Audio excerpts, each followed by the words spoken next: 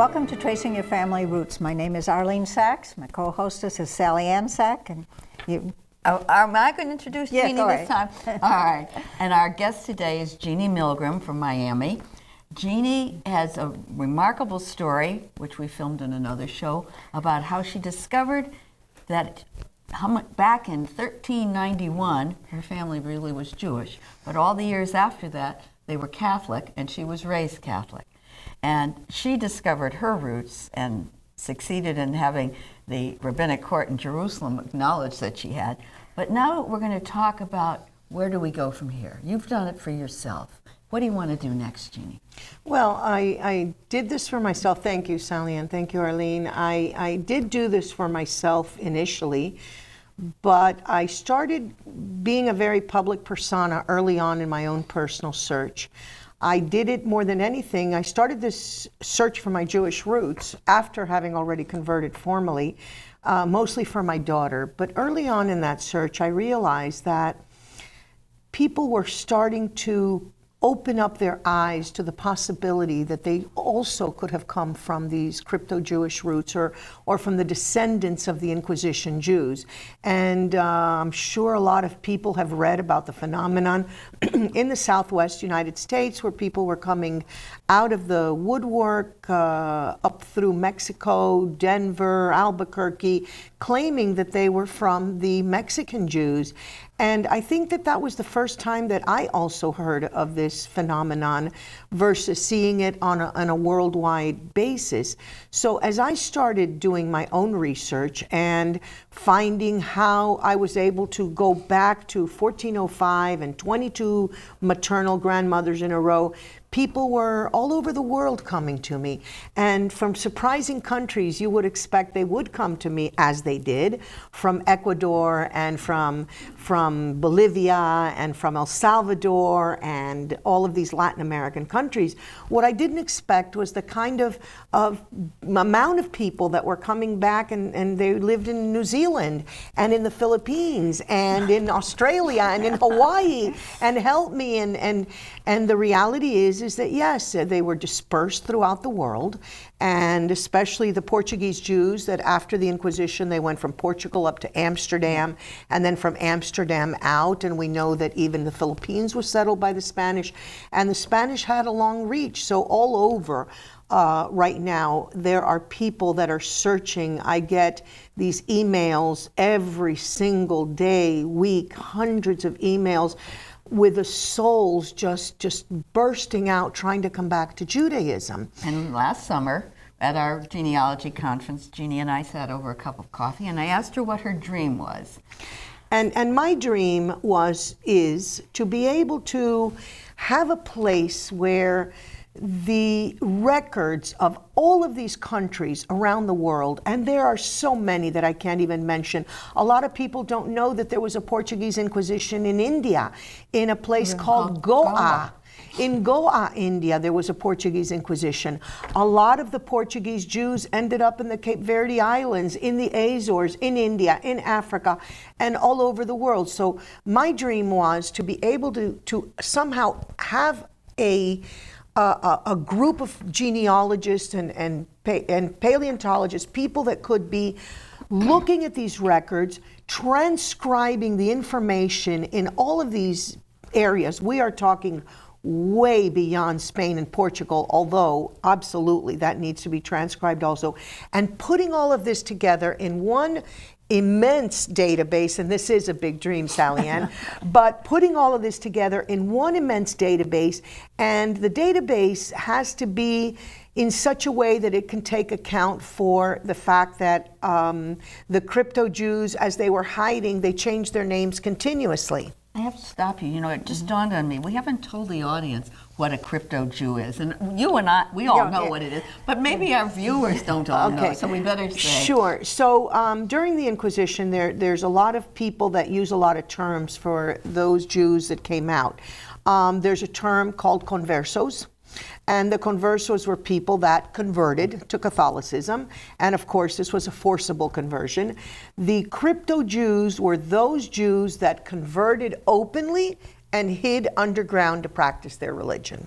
Here's another rather negative term that was used for many years. Which is Marranos. And I personally don't like Marrano, means pig. Yeah, well, and the interesting thing about the word Marrano that makes it that much worse for me is that Marrano was what Jews called the other Jews who had been converted by conviction. So it wasn't it was taken up later maybe by the Catholics, but it actually started by the Jews getting very upset at those that converted by conviction. So Marranos was the term used for years. And then now in Israel, and the term used in Hebrew is B'nai Anusim, which the literal translation is children of the forced. So in Israel, if you go, you will hear the term B'nai Anusim. Here in the States, the phrase crypto Jews was coined because of the Southwest. And around the world, you'll still hear Marranos and conversos. So they're kind of interchangeable terms. So this idea of having this genealogical project where all of this data can be uploaded, including the aliases, because all I could see as I went back in my own family that at every generation the names were changing. They were changing to continue to hide from the inquisitors. So a woman could have been born Ramirez, and she could have been at her marriage, she could already have taken on the name Rodriguez, and maybe she died and they buried her with the name Guerra.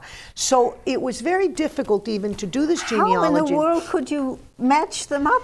Well, luckily the Catholic Church is very strict about what you have to put on your record. So at each one you had to put who your maternal grandparents and paternal grandparents were.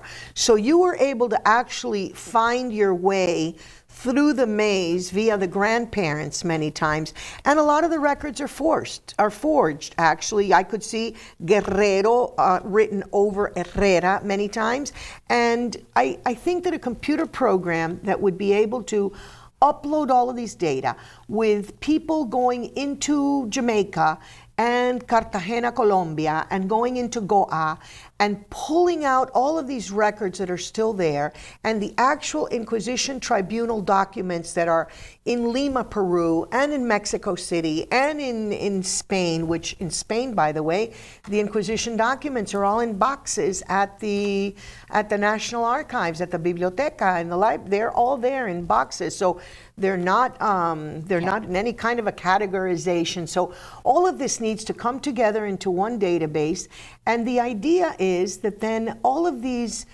people, descendants like myself, who don't have the resources that I did to be able to travel around and get this done, or even it's daunting. It really is daunting. It's daunting in general. I was pushed along to do this. There was just like a driving force, I think, that even if I had wanted to do this for my daughter, and even if I had wanted to do this for those others that came behind me, there was a force bigger than that's been pushing me. I think that I was made to do it so that I would be able to help other people get there. It will be done. Remember what they said about when we started the cemetery project. Right. It will be done, but then the way that I see this project and my dream, so to speak, is that once we have all of this data uploaded and categorized, people can come in with their partial trees. And they can come in with the partial trees that they have, and they're living in Brazil, or they're living, and the idea would be that they can upload their partial tree, and if the computer program would be good enough, then it could just match them up to a family. Because I am convinced that there were not thousands of these families. I am convinced that there were about 300 families, and this is an educated guess. I don't know for certain, but given the amount of time that has passed, given the fact that there's a lot of numbers, how many Jews were in Spain in 1492? So some people say huge numbers, and some people say smaller numbers. I like to take 300,000. Of those 300,000, 100,000 left and went to the Ottoman Empire. They went to Greece, they went to Turkey, they went. 200,000 stayed behind. I think 100,000 officially converted, and the other and became true Catholics. And the other 100,000 are the crypto Jews who later went on into Amsterdam and into Antwerp and down to the islands. Toulouse into France. And so I'm convinced that we're only dealing with a third of that population. And a third of that population, I think, would have been about 300 families. But I'm listening to this and I'm wondering, I read that when the Jews left Spain, a large number, maybe, I don't know if it was the greatest, went to Portugal, those who had enough money to get in. I'm counting those in the 100,000. That left. That stayed. Okay. Right. Because that's, so you're merging Portugal and Spain. I'm merging the Iberian Peninsula. Okay. I'm merging the Iberian Peninsula because I think that at one point for the Jews, it became very seamless. I think that they continued to move west from what I've seen with the migratory patterns. And one of the things that I'd like to do in this dream is bring up that day lost to Jewish history, because we all know there was an inquisition and we all know exactly what happened, but we don't know what did they do for a living, what were their migratory patterns. And the interesting thing is, unlike the Ashkenaz, is that we have all of these records, because I know all of this about my family. I know that they were shoemakers and furriers. I know their addresses. Some of these tannery homes, because they were also tanners, are still there. I have been at those doorsteps. So the fact that in these little villages in Spain and Portugal, they're still there, I think that we can reconstruct with my dream a whole history of who the Jews were of the pre-inquisition times. That's the story. And also the other thing I think that helps, Jews in the Iberian Peninsula took family names long before the Ashkenazi did. The Ashkenazi were forced Correct. at the beginning of the end of the 18th century, but the Jews in Spain had them much earlier. Correct. And I always had let's say a dream. My earlier dream was that I would somewhere in all of this research, I would find a list that would say the Cohen family of this region took the name Ramirez, and the Gabay family took, and it never existed. It was the minute that you were baptized into the Catholic religion, you ceased to exist as a Jew. I had a big argument when I went to Zamora region, where my family was from, this village, Fermoselle, in the Zamora region, and I went to the archivist there and I said, I want to know of the Jews of the region. And he's telling me there were never any Jews of the region, and he kept arguing with me because in his point of view, once they converted, they weren't Jews. They weren't Jews. So I had to rephrase the question. And I find that it's very difficult still to let the Spaniards know about their history. They kind of gloss over it. Okay, it happened, let's move on. On the other hand, the Portuguese do not. The Portuguese will take you through their little villages. They're very proud. I have become, as part of all of these projects that I do, I've become sort of, I don't want to use the word expert, but knowledgeable on the symbology that are on the walls and the type of crosses that were drawn by crypto Jews, and were drawn where the mezuzahs used to be. And I'm saying drawn, they were carved in the walls.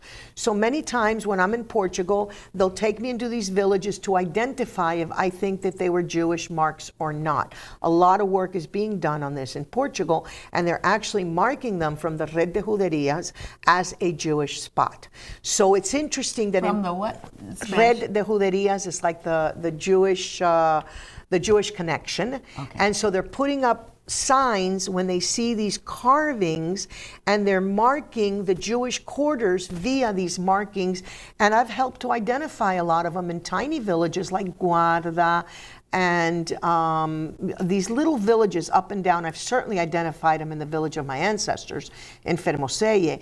And the mayor allowed me to hold a town meeting on a Sunday And the only time I could do it was 11 a.m.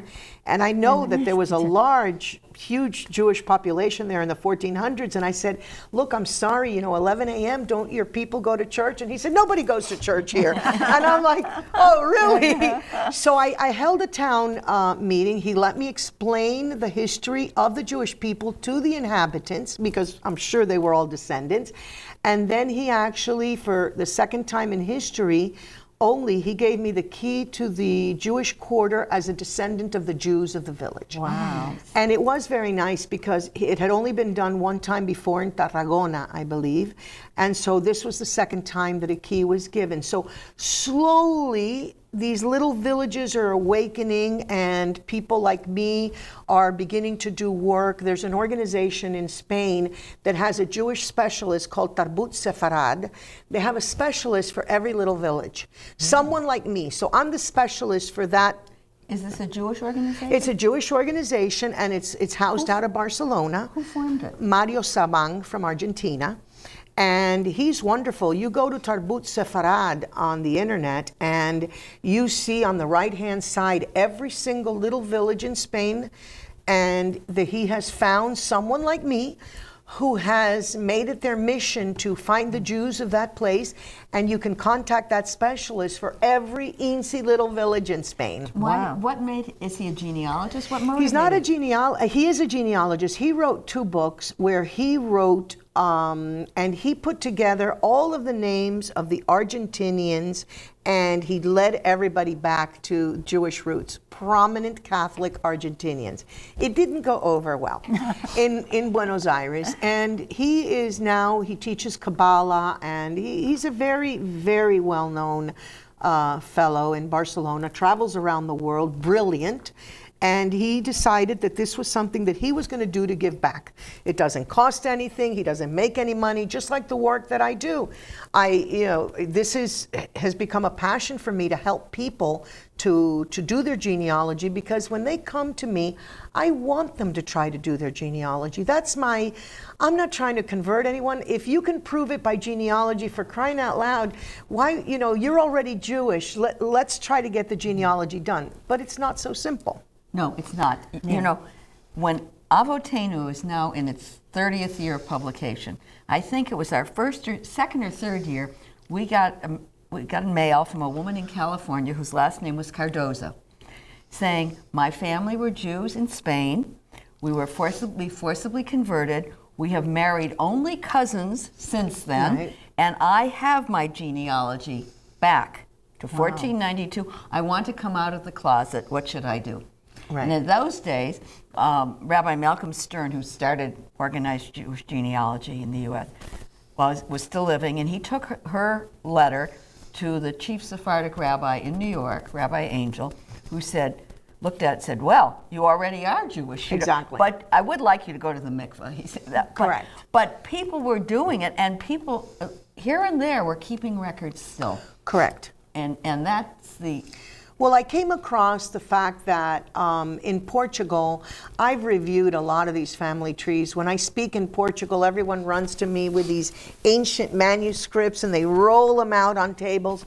And the reality is that they do have the tree, but they don't have every document like I did. Yeah. They don't have the marriage certificate and the birth certificate, and it's so difficult. So with this dream of mine, once we upload all of these databases and we upload trees that are known, certified crypto-Jewish trees, from famous people, not just, let's say, mine we know, but from famous people that have done their trees, then we can get these partial trees, trying to check their tree against this one, and hopefully be able to be the source of all things crypto-Jewish genealogy. That is my dream. In Brazil, we had a rabbi from Brazil, and it's a long story, I'll try to make it short, found what they called indigenous people, except that they were white, and they were called the Jewish Christians, and their crosses were hanging at an angle, and all of these little things. Right. They salted their meat.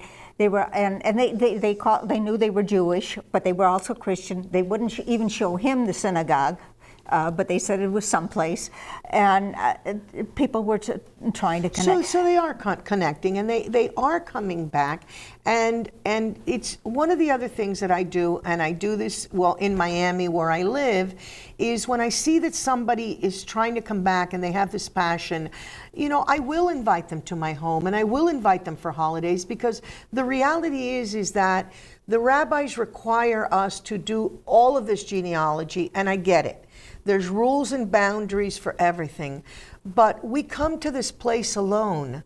My family shares my genealogy, and you know what? This isn't about them. I came to this place alone, and everyone is coming to this place alone, and they're afraid to tell their spouses, and they're afraid to tell their children, and I have a couple that comes to my home that's afraid to tell their children, adult children. So they go out on Friday night, tell the kids they're going to the movies, and they're going to synagogue. What are they afraid of? They're afraid that their children will, rebuff them, and they don't want people to know. And so it's 2000, it's 2015, and they don't want their children to know. So, and in the southwest of the U.S., there's a lot of people still hiding. So it's difficult. We come to this place alone, and I know I came to this place so very alone, with no one to give me a hand, and now I'm trying to be that hand, whether it's for one person, for several people, or for a community, even if it's a hand across the internet, even if it's a hand on an email, because I know how difficult it is to come to this place alone. Yeah, I think what you're doing is wonderful. Do you want to mention your books? You've I written do. some books. Yes, I did. I wrote my first book, My 15 Grandmothers, and this book talks about my full journey, my full spiritual journey, and it's available in Spanish also, Mis 15 Abuelas. And then I wrote a second book after receiving so many emails, and it's called How I Found My 15 Grandmothers. And that one is in English and Spanish under the same cover. Oh. And that one goes step by step on how I did this work, what were the searches on the internet, because you can get a lot on the internet, and all of them are available on Amazon. Right. And there are a few, you wrote a story about that for Avotenu too. It isn't as detailed as the book, but for those who have Avotenu, your name is familiar. There's stories in. I don't know if you want to mention how you also affected your mother, didn't you? Yes, I did affect my mother. Initially, when I converted, my mom wasn't happy. I mean, what parent really wants their child to convert out? But after a while, she got used to it, and it was in a way, it was her. She got over the difficulty, and I was embraced by the family, and it was difficult. They were Catholic, I was Jewish, and so, but the years passed, and I started looking and found that my lineage was Jewish, which of course makes everyone in my family Jewish. Whether they want to be or not. It didn't go so great then. It wasn't, because when you go into something alone, that's your thing, but all of a sudden you bring this whole family into it. So my mom really resisted this for a while. I would ask her for documents. She would say she had burned them, and it didn't go over great. And then she started getting older and older, and just last year, she asked to see our rabbi, and she went to the rabbi, and a few months ago she told him she didn't want to be a die Catholic, and she knew that she was getting ill, and she didn't want to die Catholic, and it was just something that blew us away because we were not expecting it. And here now, he told her to light candles one Friday night, which I did with her. And she didn't go back to it or anything. He gave her a book. But the fact that she did that one thing and that she acknowledged that in her life, I don't think that she knew through her lifetime that she was Jewish, or maybe there was some genetic memory. I'm not sure. But the fact that she did come back to that was really an amazing thing. Mm-hmm. Really an amazing thing. And my children, a lot of people ask me, my son married a Catholic girl, And so he is practicing Catholicism, very much into his ancestry. He is now applying for the Portuguese citizenship based on the Sephardic ancestry. Tell that's what that is exactly. So right now in Spain and Portugal, they have acknowledged that descendants of the Jews of pre-inquisition Spain can come and ask and get citizenship and an EU passport. Well, it's like the Germans. If you can prove that you were from pre-inquisition Spain and Portugal as a Jew. So my son contacted the embassy in Washington for Portugal, because I'm not sure that the Spanish one is actually out and ready yet. No, it's not. So he contacted the embassy in Washington, and they didn't know anything about it, and so they were back and forth with Portugal, and but you're going to need a lot of documents. He said, don't worry, documents from my mom, I have documents. So right now he is in the process of trying to get his EU citizenship, and my daughter, who is currently 30. She was raised in an Orthodox home with us, and her father's Catholic, and all of this back and forth was going on as she was growing up. So she has not come to say, I am this or I am that. She blends within one or the other, but she's not a religious woman. Mm-hmm. But it's interesting. You never know when it's going to come. It may come in the grandchildren. It may come. They definitely come hear in. stories like that some time from now. So good. Now let's hope we get your project off the ground. I really want to get my project off the ground, because I think that so many people are yearning and they're crying out and they want to come back.